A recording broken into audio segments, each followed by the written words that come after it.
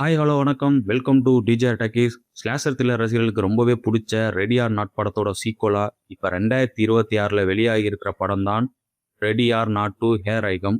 இந்த முறை வேட்டை எப்படி இருக்கு, படம் ஒர்த்து தானான்னு வாங்க பார்க்கலாம். படத்தோட கதைக்குள்ள போகிறதுக்கு முன்னாடி ஒரு சின்ன இன்ஃபர்மேஷன்.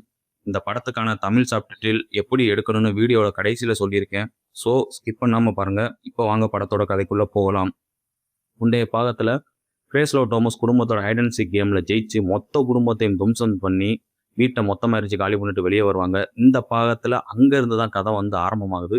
அப்படி அடிபட்டு வெளியே வந்த அவங்கள போலீஸ் ரெஸ்கியூ பண்ணி ஹாஸ்பிட்டலுக்கு வந்து அனுப்பி வைக்கிறாங்க. அவங்கள பார்க்க அவங்க தங்கச்சியும் இப்போ ஹாஸ்பிட்டலுக்கு வந்து வராங்க.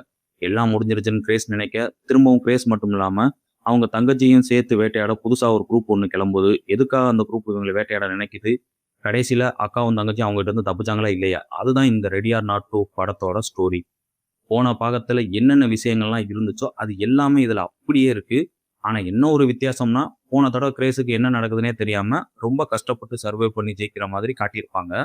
ஆனால் இந்த தடவை என்ன நடக்க போகுதுன்னு அவனுக்கு நல்லாவே தெரியும். அதை எப்படி அவங்க அதிரடியை எதிர்கொள்றாங்கிறத ரொம்ப சூப்பராக காட்டியிருந்தாங்க.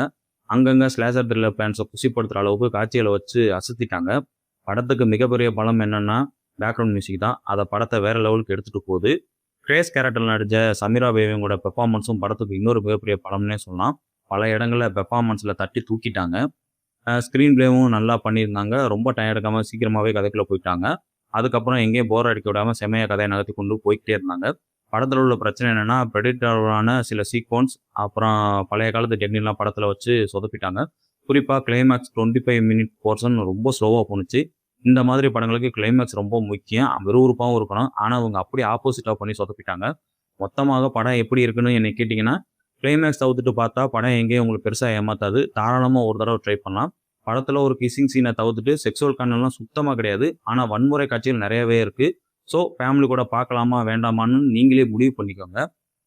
இந்த ரிவ்யூ உங்களுக்கு பிடிச்சிருந்தா வீடியோவுக்கு லைக் பண்ணுங்க. மறக்காம நம்ம டிஜே அட்டாக்கீஸ் சேனலை சப்ஸ்கிரைப் பண்ணிக்கோங்க. தமிழில் இல்லாத படங்கள் மற்றும் வெப் சீரிஸ்களுக்கான தமிழ் சப்டைட்டில்ஸ் வேணும்னா டெலிகிராமில் டிஎம் தமிழ் சப்டைட்டில் வேர்ல்டு சேனலை ஜாயின் பண்ணுங்கள். அடுத்த நல்ல வீடியோவில் சந்திப்போம். பாய்.